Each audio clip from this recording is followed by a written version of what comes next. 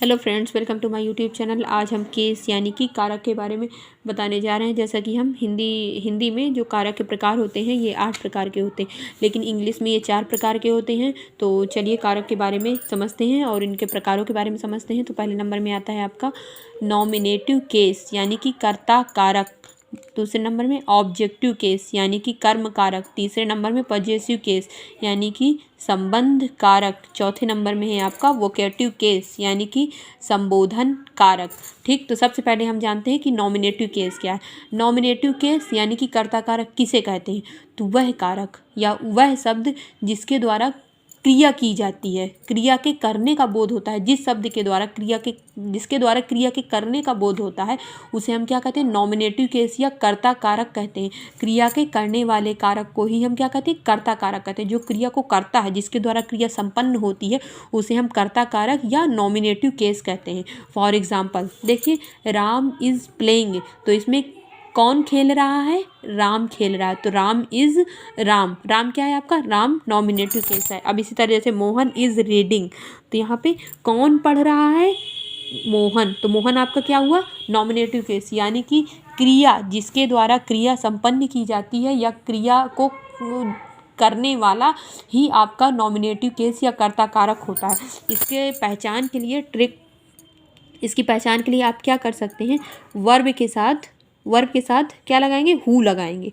Verb के साथ who अगर लगाएंगे, हु करके क्वेश्चन करेंगे, तो आपको जो आंसर मिलेगा वो आपका क्या होगा? Nominative case. नॉमिनेटिव केस, ठीक है, नॉमिनेटिव केस।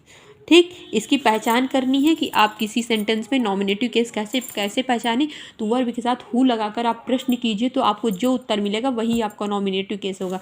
जैसे यहाँ पे राम इज प्लेइंग, राम खेल रहा है। कौन खेल रहा है? राम खेल रहा है। तो कौन के स्थान पर राम आया?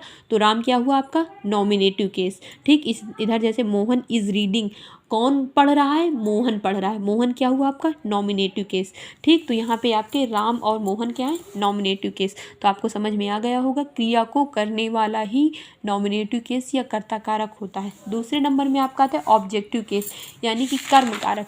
तो कर्ता जिस क्रिया को करता है, उस क्रिया का असर जिस पे पड़ता है वही आपका कर्म कारक होता है। ठीक, जिसके ऊपर क्रिया का जो असर है वो जिसके ऊपर पड़ता है वही आपका कर्म कारक होगा, उसे ही यानी कि ऑब्जेक्टिव केस कहते हैं। For example, Mohan writes a letter, मतलब मोहन एक पत्र लिखता है। तो इसमें मोहन एक पत्र लिखता है, तो मोहन लिखता है क्या? मोहन मतलब किसको लिखता है? इसके मोहन जो क्रिया करता है उसका असर किस पे पड़ रहा है? लेटर। ठीक, लेटर पे लिख रहा है ना, तो क्रिया का असर कहाँ पे पड़ रहा है? लेटर पे पड़ रहा है। ठीक, लेटर पे लिखा जा रहा है, तो उसकी क्रिया कहाँ पे हो रही है? लेटर पे हो रही है। तो लेटर आपका क्या होगा? Objective case. और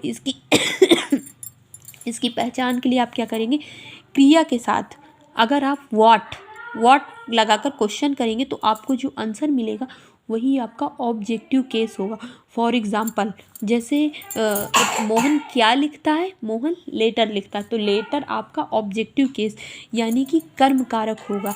जैसे यहाँ पे Ram Yeats bread, Ram bread खाता है, तो खाने की क्रिया किससे हो रही है? मतलब किसे खाया जा रहा है? ब्रेड को खाया जाता है, तो ब्रेड क्या हो गया आपका? Objective case. ठीक, तो राम क्या खाता है? राम ब्रेड खाता है। व्हाट मीन्स होता है क्या? राम क्या खाता है? ब्रेड खाता है। तो क्रिया के साथ अगर आप व्हाट लगाकर क्वेश्चन करेंगे तो उसका जो आंसर मिलेगा वही आपका ऑब्जेक्टिव केस यानी कि कर्म कारक होगा। तो उम्मीद है आपको ऑब्जेक्टिव केस समझ में आ गया होगा। क्रिया का असर जिस पर पड़ता है वही आपका कर्म कारक होता है। इसके लिए हमने आपको ट्रिक भी बता दी है कि क्रिया के साथ आप व्हाट लगाकर क्वेश्चन करिए, जो भी आंसर आपको मिलेगा वही आपका ऑब्जेक्टिव केस यानी कि कर्म कारक होगा। अगला आपका आता है पजेसिव केस यानी कि संबंध कारक।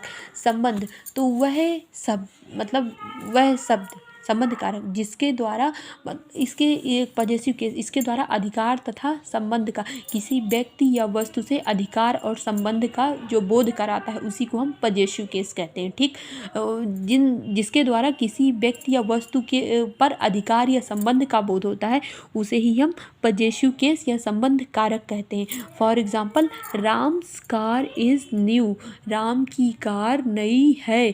तो किसकी कार नई है? राम की कार नई है। तो आप राम का संबंध बता रहे हैं ना कार से, तो यहाँ पे राम्स आपका पजेसिव केस होगा। ठीक है, राम्स कार आपका क्या होगा, पजेसिव केस होगा। और जैसे इसकी पहचान या इसको जानने के लिए हम क्या कर सकते हैं, इसकी ट्रिक क्या है, क्रिया के साथ अगर आप हुश लगाएंगे तो आपको जो आंसर मिलेगा वही आपका पजेसिव केस होगा। इसी एग्जाम्पल से आप समझ लीजिए, किसकी कार नई है, क्रिया के साथ लगाया गया है ना, किसकी कार नई है। ठीक, तो किसकी कार नई है, राम की कार। आंसर क्या मिला, राम की कार नई। हुज मीन्स किसकी, किसकी की जगह में क्या है आपका, राम्स। तो राम्स क्या हुआ आपका, पजेसिव केस। ठीक, यहाँ पे आपका पजेसिव केस क्या हुआ, राम। ठीक, अब जैसे यहाँ पे दिस कार इज हिज, यह कार उसकी है। तो यह कार किसकी है, क्रिया के साथ आप हुज लगाइए, कार किसकी है, उसकी है, मीन्स उसकी मीन्स हिज आपका पजेसिव केस हो गया। ठीक, तो ये आपका क्या हुआ, पजेसिव केस हो गया ये। ठीक, तो मतलब जिसके द्वारा किसी व्यक्ति या वस्तु से संबंध पता चलता है, पजेसिव केस जो किसी व्यक्ति और वस्तु से संबंध दिखाता है उसी को हम क्या कहते हैं, पजेसिव केस कहते हैं। ठीक है, नाउन का संबंध जिस रूप से, नाउन के जिस रूप से अधिकार या संबंध का बोध होता है उसे पजेसिव केस कहते हैं। अब जैसे देखिए, जो लिविंग थिंग्स है, एपोस्ट्रॉफी एस सिर्फ लिविंग थिंग्स के साथ लगता है, नॉन लिविंग थिंग्स के साथ एपोस्ट्रॉफी एस नहीं लगता। इतना हमेशा याद रखिएगा, इसे चाहे नोट कर लीजिए कि लिविंग थिंग्स के साथ एपोस्ट्रॉफी एस लगेगा, नॉन लिविंग थिंग्स के साथ एपोस्ट्रॉफी एस नहीं लगता है। ठीक, अगला आपका आता है वोकेटिव केस, यानी कि संबोधन कारक।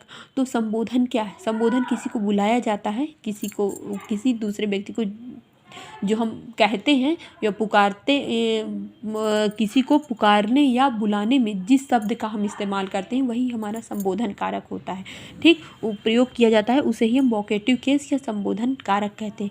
किसी को पुकारने या बुलाने में जिस शब्द का प्रयोग किया जाता है उसे ही हम वोकेटिव केस या संबोधन कारक कहते हैं। For example, Prem come to my house, तो प्रेम मेरे घर आओ। तो यहाँ पे किसको बुलाया जा रहा है, देखिए यहाँ पे किसको बुलाया जा रहा है, प्रेम को बुलाया जा रहा है। तो प्रेम आपका क्या हुआ, वोकेटिव केस हुआ। ठीक, तो ये जिसको बुलाने के लिए या पुकारने के लिए किसी को पुकारने के लिए जिस शब्द का इस्तेमाल करते हैं उसी को हम वोकेटिव केस कहते हैं। ठीक, अब अगला, अब देखिए पजेसिव केस बनाने के नियम, पजेसिव केस कैसे बनते हैं, इनके नियम हैं, तो इनको हम अच्छे से समझते हैं। तो सबसे पहले देखिए, लिविंग थिंग्स यानी कि सिंगुलर नाउन में सबसे पहले एपोस्ट्रॉफी एस लगाकर, सिंगुलर नाउन में एपोस्ट्रॉफी एस लगाकर हम पजेसिव केस बनाते हैं। पहला नियम नंबर 1, राम्स पेन, राम का पेन। राम में एपोस्ट्रॉफी, सिंगुलर नाउन है, इसके साथ एपोस्ट्रॉफी एस लगा दिया, राम्स पेन, राम का पेन। राम्स बुक, राम की बुक। तो सबसे पहला नियम नंबर 1 क्या है, किसी भी सिंगुलर नाउन में एपोस्ट्रॉफी एस लगाकर आप उसको पजेसिव केस बना सकते हैं। ठीक, अब अगला नियम नंबर 2 देखिए, यहाँ पे प्लूरल नाउन है कोई, मान लीजिए उसके लास्ट में एस नहीं है, प्लूरल नाउन है, तो उसमें भी आप एपोस्ट्रॉफी एस लगाकर पजेसिव केस बना सकते हैं। जैसे वोमेन होता है, प्लूरल है, तो इसके साथ एपोस्ट्रॉफी एस लगा दिया गया, वोमेन्स कॉलेज, मतलब महिलाओं का कॉलेज। चिल्ड्रंस स्कूल, बच्चों का स्कूल। ठीक, प्लूरल नाउन के अंत में जिनमें लास्ट में एस नहीं आता उनमें भी आप एपोस्ट्रॉफी एस लगाकर पजेसिव केस बना सकते हैं। नियम नंबर 3, प्लूरल नाउन, ऐसे प्लूरल नाउन जिनके अंत में एस आता है तो उनमें केवल आप एपोस्ट्रॉफी लगाएंगे, उनमें केवल आप एपोस्ट्रॉफी बस लगाकर उसे पजेसिव केस बना सकते हैं। जैसे बॉयज़ था तो ऊपर सिर्फ एपोस्ट्रॉफी लगा दी गई, बॉयज स्कूल मतलब लड़कों का स्कूल। काउज था, ऊपर एपोस्ट्रॉफी लगा दी गई, काउज टेल मतलब गायों की पूंछ। ठीक, तो ये रहा, अगर किसी प्लूरल नाउन के अंत में ऐसा तो केवल एपोस्ट्रॉफी बस लगाकर हम उसे पजेसिव केस बना सकते हैं। इसके बाद आपका आता है नॉन लिविंग थिंग्स के साथ ऑफ का प्रयोग होता है। नॉन लिविंग थिंग्स के साथ किसका प्रयोग होता है, ऑफ का प्रयोग होता है। याद रखिए, लिविंग थिंग्स के साथ हमेशा एपोस्ट्रॉफी एस लगता है, नॉन लिविंग थिंग्स के साथ कभी एपोस्ट्रॉफी एस नहीं लगेगा, उसको ऑफ का प्रयोग करके उसको बनाया जाता है। फॉर एग्जाम्पल, गाँव का school, the school of the village, the school of the village. कुएं का पानी, the water of the well. ठीक, और एक चीज़ आपको और बता दें कि यहाँ पे जो ये बनाया गया है तो इसमें जो पहले वाला नाउन है इस प्रकार के फ्रेज जब बनते हैं आप जिनमें लगता है जब दो नाउन जोड़े जाते हैं आप के द्वारा, जब दो नाउन को आप जोड़ा जाता है और उन पे संबंध बताया जाता है तो उसके पहले वाले नाउन के पहले हमेशा दा का प्रयोग होता है। ठीक, पहला वाला जो नाउन होगा उसके पहले हमेशा दा का प्रयोग होगा। ठीक, the school of the village, the water of the well. ठीक, पहले वाले नाउन के पहले हमेशा दा का प्रयोग होगा। दूसरे वाले नाउन के पहले मतलब कभी होता है कभी नहीं होता, लेकिन पहले नाउन के पहले हमेशा दा का प्रयोग होगा। ठीक, तो अब नियम नंबर 5, दो या दो से अधिक नाउन हैं जो एंड के द्वारा आपस में जुड़े हुए हैं तो इनके पजेसिव केस कैसे बनेंगे। ठीक, अब देखिए, अगर एक ही वस्तु पे कई लोगों का अधिकार है, एक ही वस्तु पे कई लोगों का अधिकार है, मतलब तो जो सबसे लास्ट में नाउन आता है तो उसमें एपॉस्ट्रॉफी एस लगेगा। ठीक, बाकी के नाउन आगे जो लिख दिए जाएंगे वो वैसे ही लिख दिए जाएंगे और एंड के बाद जो लास्ट में नाउन आएगा उसमें एपॉस्ट्रॉफी एस का यूज होगा। जैसे देखिए, D Lal and sons shop. ठीक, तो ये D Lal and sons shop यानी कि एक ही वस्तु पे जब कई लोगों का अधिकार होता है तो जो सबसे लास्ट में नाउन आता है, आखिरी में नाउन आता है, उसके साथ एपॉस्ट्रॉफी एस लगाकर पजेसिव केस बनाया जाता है। ठीक, तो D Lal and sons shop. ठीक, जैसे Mohan Lal and sons shop, इसी तरह। ठीक, एक ही चीज़ पर कई लोगों का अधिकार हो तो जो सबसे लास्ट में नाउन आएगा उसमें एपॉस्ट्रॉफी एस लगेगा और एस लगाकर उसका पजेसिव केस बन जाएगा। अब मान लीजिए अलग अलग अधिकार दिखाना है, अलग अलग वस्तुएं और अलग अलग अधिकार, दो नाउन को एंड लगाकर जोड़ा गया है और लेकिन दोनों के अधिकार भी अलग अलग हैं, उसका भी अलग वस्तु है उसके भी अलग है दोनों। तो ऐसी सिचुएशन में आप क्या करेंगे, noun plus noun and plus noun, तो दोनों नाउन में एपॉस्ट्रॉफी एस अलग अलग, मतलब अलग अलग अधिकारों का बोध कराना है तो फिर दोनों नाउन में अलग अलग एपॉस्ट्रॉफी एस लगेगा। ठीक, जैसे मोहन्स एंड सोहन्स कार, मोहन की कार और सोहन की कार, मोहन की और सोहन की कार। ठीक, तो इसका अलग अलग अधिकार है, दोनों की अलग अलग वस्तुओं पर जहाँ पर अधिकार हैं अलग अलग, तो दोनों में एपॉस्ट्रॉफी एस लगेगा। ठीक, आपको समझ में आया। इसके बाद आपका प्राणी बोधक नाउन के साथ जो प्राणी बोधक नाउन है यानी कि लिविंग थिंग्स जो नाउन है ये दोनों तरह से बन जाता है। ठीक, दोनों तरह से बन जाता है, मतलब ये ऑफ लगाकर भी बन जाता है, जैसे नॉन लिविंग थिंग्स में ऑफ लगाकर भी बन जाता है और एपॉस्ट्रॉफी एस लगाकर भी बन जाता है। जैसे मोहन के पिता, मोहन्स फादर, ये एपॉस्ट्रॉफी एस लगाकर बन गया। अब इसको ऐसे भी बना सकते हैं, द फादर ऑफ मोहन, ऐसे भी इसको बना सकते हैं। इसको दोनों तरीके से आप बना सकते हैं, मोहन्स फादर या द फादर ऑफ मोहन। जब दो नाउन जुड़ेंगे तो पहले वाले नाउन के पहले हमेशा दा का प्रयोग होगा। बस याद रखिएगा, दो नाउन के बीच में अगर ऑफ लगा हुआ है तो पहले वाले नाउन के पहले हमेशा दा का यूज होगा। गाय की पूंछ, काउज टेल, अथवा the tail of the cow, the tail of the cows, the tail of the cow. ठीक है, तो ये आपके जितने पजेसिव केस बनाने वाले इम्पॉर्टेंट रूल्स थे वो हमने आपको सारे समझा दिए। उम्मीद है आपको सब अच्छे से समझ में आए होंगे। अब देखिए, एक चीज़ आपको और बताने जा रहे हैं, नाउन के जो ऑब्जेक्टिव फॉर्म होती है, नाउन की ऑब्जेक्टिव मतलब सब्जेक्टिव और ऑब्जेक्टिव फॉर्म तो एक ही होती है लेकिन सिर्फ उसका पजेसिव में बस रूप बदलता है। जैसे देखिए, एक चीज़ देखिए, नाउन जो है सब्जेक्ट और ऑब्जेक्ट में एक ही रहता है। जैसे राम है, सब्जेक्ट में भी एक रहेगा, ये सब्जेक्ट है। ठीक है, और देखिए, और ऑब्जेक्ट में है तो ऑब्जेक्ट में भी राम ही रहेगा। लेकिन जब पजेसिव लिखा जाएगा, पजेसिव बनाया जाएगा तो ये क्या हो जाएगा, ये राम्स हो जाएगा। ठीक, नाउन के सब्जेक्ट और ऑब्जेक्ट में तो रूप नहीं बदलता लेकिन पजेसिव में रूप बदल जाता है। लेकिन प्रोनाउन का तीनों पोजीशन में रूप अलग अलग होता है। ठीक है, तो यहाँ पे देखिए प्रोनाउन का, अब जैसे प्रोनाउन का आई है, सब्जेक्ट में आई है, और देखिए प्रोनाउन के लिए है। अब प्रोनाउन का सब्जेक्ट में आई है तो जब इसका ऑब्जेक्ट बनेगा तो मी हो जाएगा। ठीक है, अब जब पजेसिव केस हो जाएगा तो माई होगा या माइन होगा। ठीक, ये एक पजेसिव एडजेक्टिव का है, पजेसिव एडजेक्टिव यानी कि जहाँ पर पजेसिव एडजेक्टिव में ये माई रहता है। ठीक है, पजेसिव एडजेक्टिव जो प्रोनाउन का रूप होता है, जैसे दिस इज़ माई बैग तो माई रहता है, लेकिन पजेसिव प्रोनाउन जब बनता है तो माइन होता है, इट्स माइन। ठीक है, और जैसे वी है, वी मीन्स हम, तो जब ऑब्जेक्टिव फॉर्म बनेगा तो अस होगा, और जब अवर, जब पजेसिव होगा यानी कि अधिकार होगा तो अवर, अवर्स।